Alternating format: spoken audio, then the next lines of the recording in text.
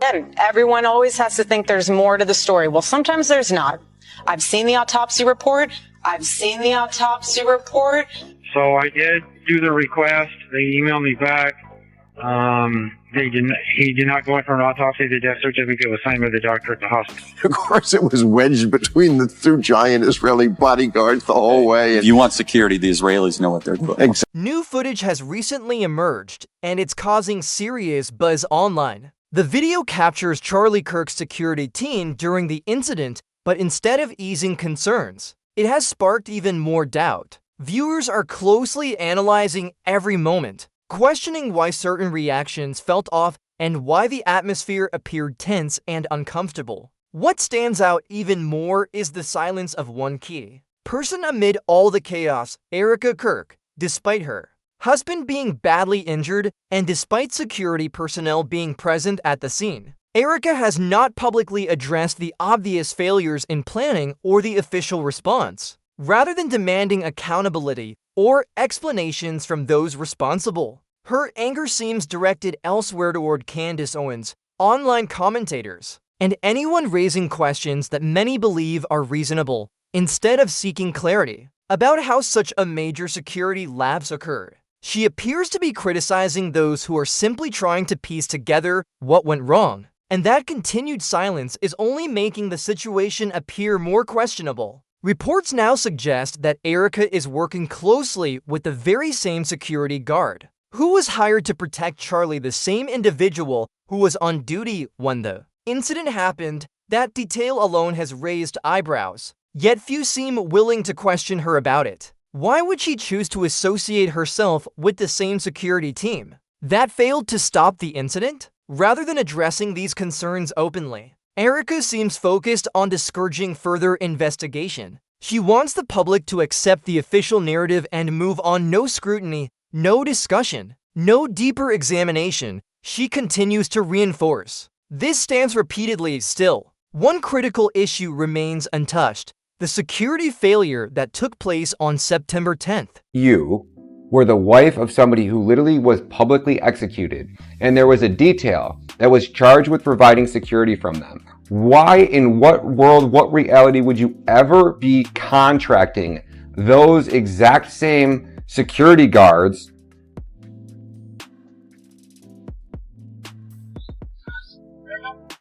This is where the situation starts to feel deeply unsettling. The private security team responsible for protecting Charlie has never been publicly questioned, and not even as primary witnesses. Instead, the media has largely repeated official statements without challenge. There is still no clear evidence showing that the guards who were only feet away when the incident occurred were ever formally or thoroughly interviewed. How does that even happen? So the obvious question becomes, who exactly were these security personnel? Online investigators began digging and quickly noticed one name appearing again and again: Rick Cutler. He's a retired Texas law enforcement officer with an extensive resume. 6 years of military service, more than 30 years in law enforcement, and over 20 years in SWAT operations.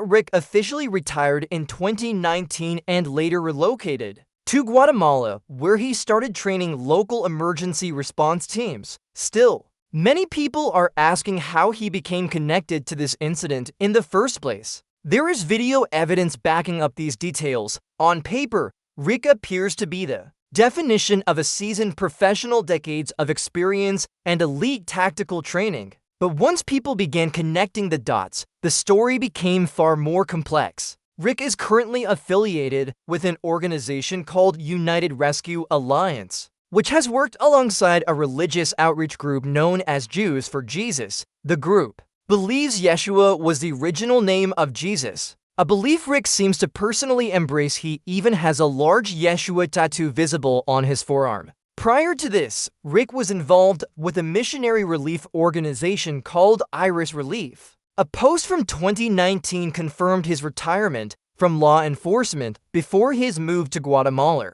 Taken alone, his strong spiritual beliefs and international involvement aren't inherently suspicious, but when placed within the timeline of events, they raise curiosity. What truly caught public attention happened immediately after the shooting on September 11th. The very next day, Rick's brother posted on Facebook, stating that Rick worked for the same private security company hired by both Charlie Kirk and Riley Gaines for their events in Utah. That connection immediately set off alarm bells online. Then came the viral clip footage showing Rick crouched over Charlie moments after the incident. Some viewers believe he appears to be smiling during that moment, which led to an explosion of speculation. People couldn't understand that reaction or what it might suggest. Of course, Rick wasn't the only guard present that day. Several security personnel were involved, including another individual who has drawn significant attention, Brian Harpo, the founder of Integrity Security Solutions, the firm responsible for security at Charlie's September 10th event. According to Candace Owens, Brian reportedly attended a high-level military meeting just 2 days before the incident occurred. As more details surfaced, the number of coincidences began stacking up rapidly and the public took notice. One of the most shocking claims came from a man who reportedly was in witness protection. If his information proves to be accurate, it would represent an almost unbelievable coincidence, and from there, the narrative only grows darker. Brian allegedly stated that drones were prohibited at UVU. However, that claim directly contradicts comments made by TPUSA's Frank Torque. According to Frank, Charlie viewed drone footage while traveling to campus. So, which version is true? Were drones banned altogether? Or was Charlie watching live surveillance footage just hours before the shooting? The inconsistencies keep multiplying. In video from the scene, Brian can be clearly seen standing over Charlie after the incident. At one point, he appears to pick up an object and quickly hand it off to other men, one wearing a light blue plaid shirt, the other dressed entirely in black. About 12 lieutenant colonels. He tells me, you do not see that many people, that many E4s, E5s, E6s. Please, military guys, forgive me for me not knowing what the proper vernacular. But he just goes, well, what's going on? He's like, you don't see this unless you're at the Pentagon or you're at the White House. He sees that the person that is with him, and he said, certain that the person that is with him is... But the question that keeps lingering is simple. What exactly did he pass to them? And for what reason? So far, no one involved has offered a clear or direct explanation. Then two more names entered the conversation: Dan Flood and Justin Davis. Both are reported to have previously worked for Schaefer Security Group, a company founded by retired FBI agent Greg Schaefer. That same firm was responsible for providing security for TPUSA until 2022. Something changed that year. Dan Flood and Brian Harpo left Schaefer Security Group together and went on to establish a new company called Integrity Security Solutions. Almost immediately, they assumed the very same security contract. In other words,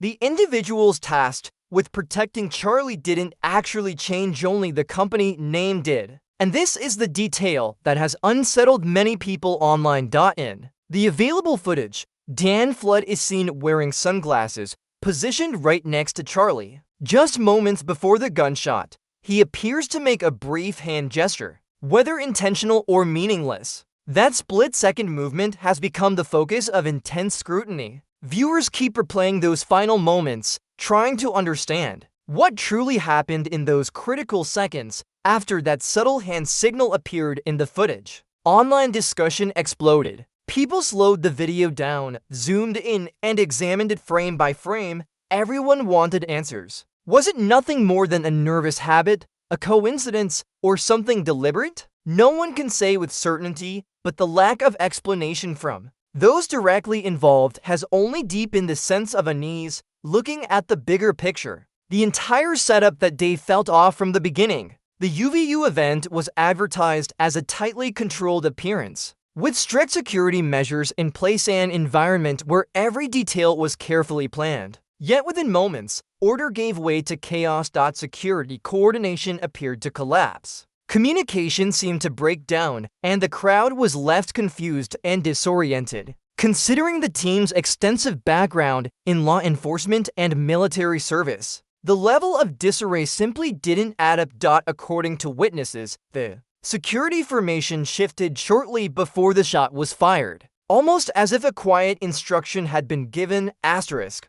If the area lies in the Provo, Utah airspace, I can't fly it.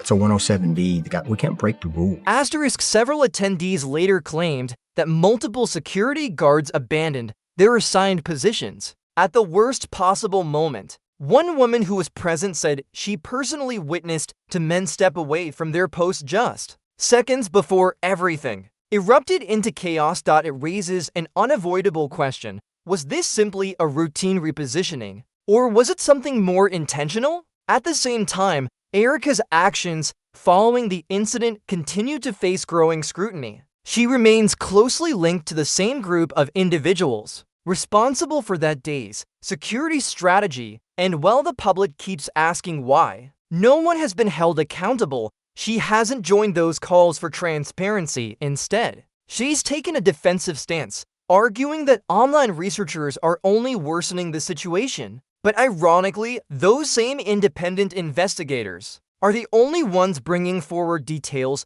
that never appeared in official reports. The more persistent the questions become, the more silent the people closest to the incident seem to grow. The FBI's official timeline has also become a major point of contention. According to reports, everything unfolded within mere seconds. Charlie was hit, evacuated, and stabilized almost immediately. However, people who have carefully reviewed the available footage argue that the visual evidence doesn't support that version of events. There are noticeable gaps, brief but confusing stretches, where no clear actions are visible. During those moments, several guards disappear from the frame, and when they return, the situation on the ground looks completely different than there's Integrity Security Solutions, the company formed by Flood and Harpo shortly before taking over the TPUSA security contract, appears to have almost no online presence prior to 2022. That alone has raised eyebrows. There's no published employee list, no easily accessible contact information, and no professional website, only a state business registration, and a handful of scattered social media mentions. For a firm tasked with securing high-profile political figures and university events, that absence of transparency is highly unusual. Some believe Integrity was nothing more than a rebranding, a fresh start, after Schaefer's security group exited the picture. Others find that explanation hard to accept. Why launch a new company led by two of the same individuals while retaining the same clients, the same travel routes, and even the same uniforms? Anyway, on our way in, we had drone footage of the crowd building, and Charlie had it on his phone. I said, Charlie, I don't like this place. There are too many buildings. At this point, it feels less like a normal business transition and more like an attempt to reduce visibility. Candace Owens added fuel to the conversation when she mentioned a military-related meeting that reportedly took place just 2 days before the incident. She stopped short of accusing anyone of misconduct, but the timing alone raised concerns. Why were private security contractors attending a defense-oriented meeting so close to the event? And what exactly was discussed there? None of those details have been made public, and that lack of transparency has only intensified speculation. Meanwhile, several former security professionals have begun sharing their opinions anonymously online. Some have pointed out that the body language seen in the footage doesn't resemble standard emergency response behavior. In a real threat scenario, the priority would normally be rapid evacuation and immediate perimeter control. Instead,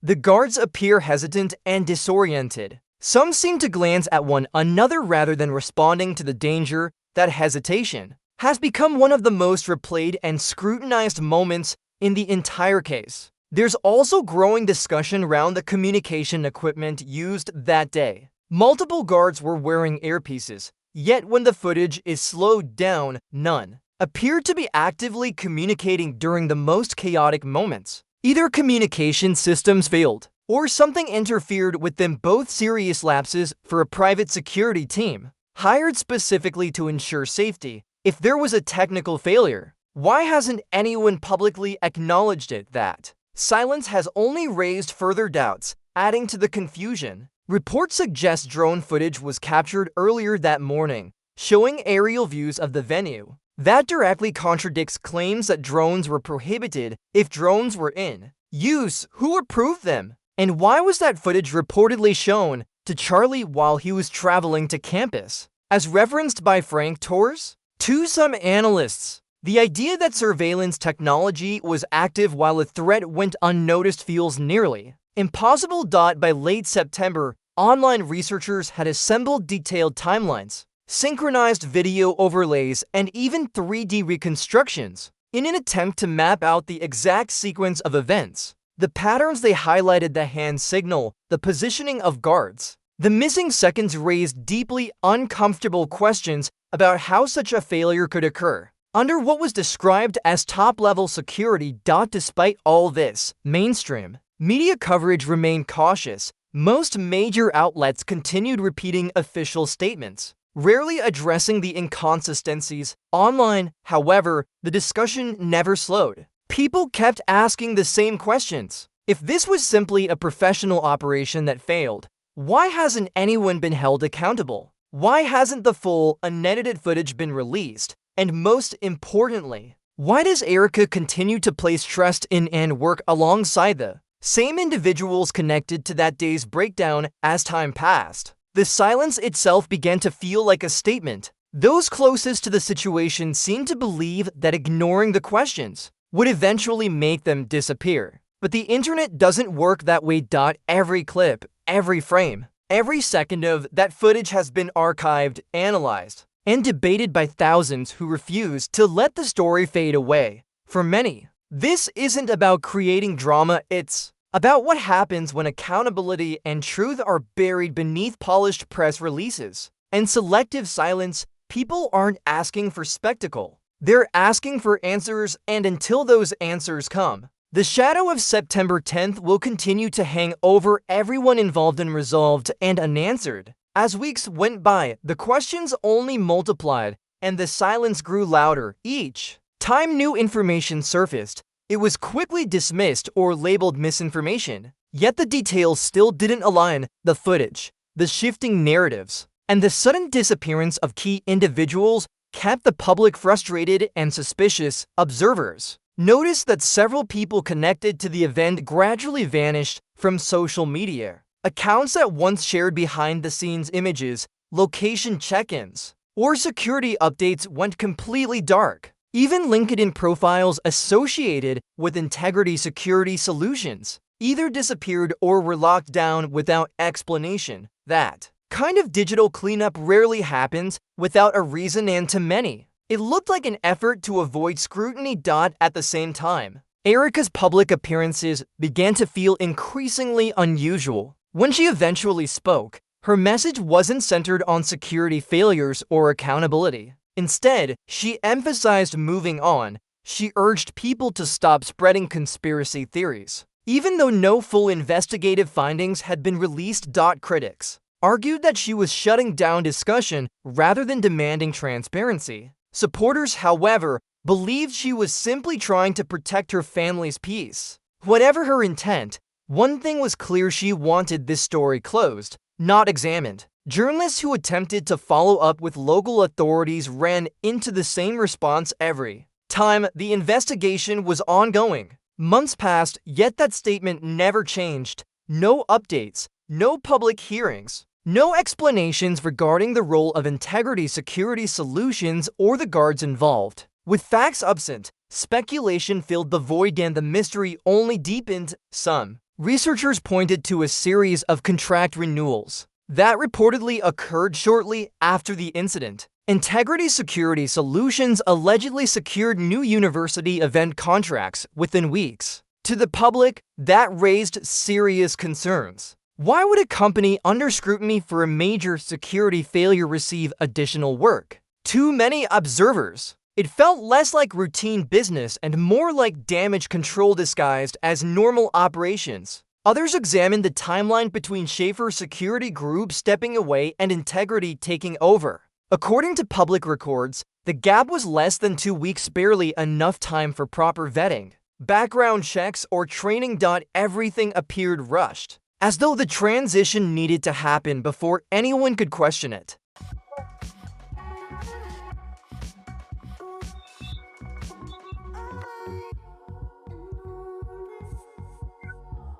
And finally, there was the footage itself. Multiple versions began circulating online: cropped clips, blurred segments, and shortened edits that conveniently ended before key moments. When viewers compared them side by side, discrepancies became obvious. One version showed a guard crossing the stage seconds before the shot. Another version omitted that movement entirely. The questions were unavoidable. Why were there different edits? Who created them, and what was left out? The more people tried to reconstruct the timeline, the more contradictions they uncovered. Behind the scenes, insiders reportedly began hinting at growing tension within the security team itself. Some claimed certain individuals were instructed not to speak with reporters, while others said non-disclosure agreements were enforced almost immediately after the incident. That alone raised serious ethical concerns. How does an incident tied to public safety end up being treated like a private,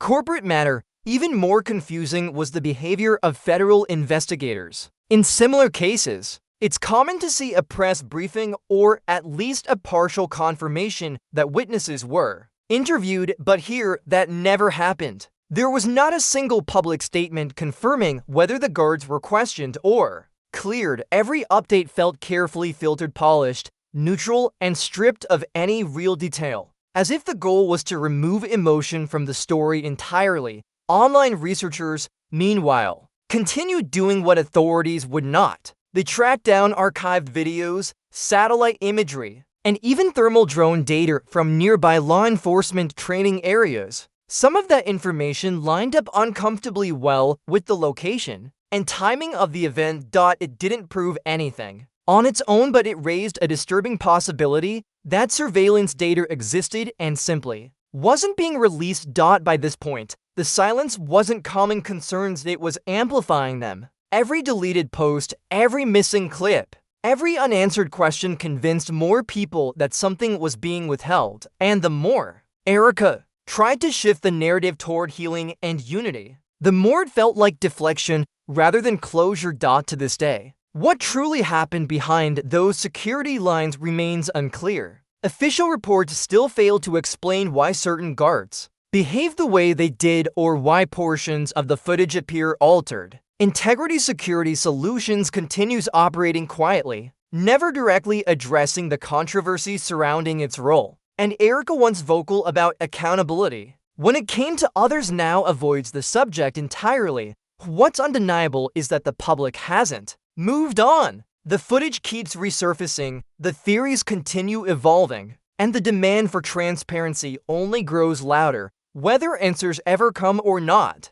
the silence surrounding that day has become a story of its own, one filled with gaps, contradictions, and unresolved questions that refuse to fade. Maybe it truly was nothing. Maybe that quick movement was just a nervous reflex under pressure. But history shows it's often the smallest gestures that spark the biggest storms. That single moment, that brief hand signal, became the trigger for endless debate online. And here's where the situation takes a shocking turn. That same man, Dan Flood, is now reportedly serving as personal security for Erika Kirk herself. Let that sink in. The individual standing beside Charlie moments before everything went wrong is now protecting his widow when all the pieces are lined up. The pattern becomes difficult to ignore. You have a security team riddled with coincidences, overlapping relationships, and reactions that don't align with professional training. No one is claiming there's definitive proof of wrongdoing, but the circumstances raise serious, reasonable questions that still haven't been answered. And the continued silence from those involved only deepens public suspicion. People keep asking, why hasn't anyone in authority addressed these red flags? Why haven't the security personnel closest to Charlie in those crucial seconds been publicly questioned or officially cleared? In most cases like this, there would be detailed reports, timelines, and follow-up briefings. Here, there's Nothing, just the same vague phrase repeated over and over. The investigation is ongoing. Months later, that's still all anyone has heard. Yet despite all of this, Erika continues to work alongside the same individuals connected to the original security setup. That's what has truly captured public attention, the optics alone. For someone whose husband was injured under their watch, most would expect distance, at least publicly. Instead, she appears beside them again, placing trust in them as if none of this controversy ever existed. Critics see that as deeply unsettling. Supporters argue she's simply trying to remain composed in the middle of chaos. But regardless of perspective, it's hard to ignore how her actions conflict with the questions the public keeps asking. Meanwhile, the official narrative appears frozen. Authorities haven't explained the communication failures, the missing seconds in the footage, the shifting guard positions, or whether the alleged drone footage was real, with no answers. The public has been left filling in the blanks, and that's exactly how speculation grows. Every unanswered question creates room for 10 more. Some who tried to investigate further claim they faced backlash. A few online researchers say they were flagged, shadow banned, or even warned anonymously to stop digging. Whether those claims are fully accurate or not, they've only added to the sense of unease. The idea that people might be discouraged from asking questions feels almost as disturbing as the incident itself. What's strange is that none of this had to spiral. If the key players, the private security firms, investigators, and Erika herself had been transparent from the start, the story might have settled long ago. But that didn't happen. Instead, there was silence, deflection, and repeated calls to move on, and history shows that when people suspect something is being hidden, they don't move on quietly. So here we are, a group of guards with overlapping ties to companies with blurred boundaries, and a widow who appears determined to shut down the very discussion that could bring clarity. It's a story with more questions than answers. And that's exactly why it refuses to disappear. Every time someone says, "Let it go," another clip is analyzed, another detail surfaces, and another